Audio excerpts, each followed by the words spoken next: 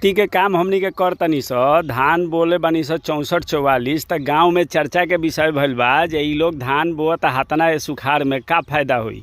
इ बताई लो जे पूरा दुनिया इहे सोची जे खेती में का फायदा बा, खेती कला से का फायदा बा, हातना खर्चा बा, त सब लोग नौकरिए करी त रुपया खाई आ कि अन्न खाई। देखली धान बोआल बा, धान में हरियरी उठल, फसल ठीक ना। खेती कैला से घाटा थोड़े बा। आज जितना बाजार में अन्न लौकता, साग सब्जी लौकता, फल लौकता, सब लोग इहे सोची जे ना खेती ना करेम तो रुपया खाइलो।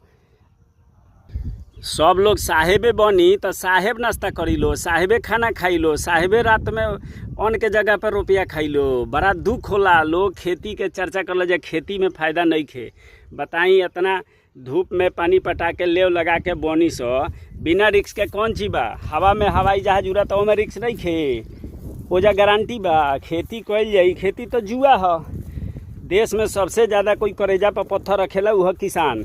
आ किसानी में यदि खेती में खर्चा ना कइल जाई तो कहाँ कइल जाई। आज के डेट में एक मध्यम वर्गीय परिवार में भी लाख रुपया से नीचे के मोबाइल ना होई।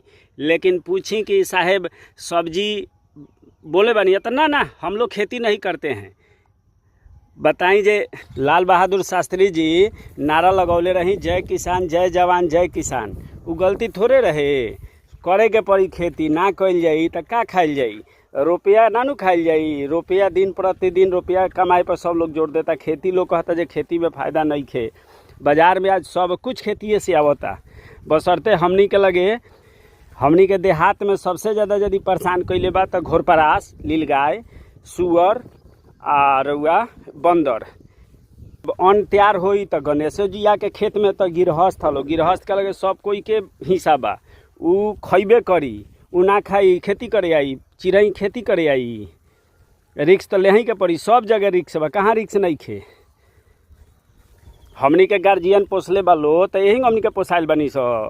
18 साल 20 साल में लड़का सियान होता, तैयार होता, ओकरा बादो में वो लड़का निकम्मा निकल जाता तो का करे ओकरा के।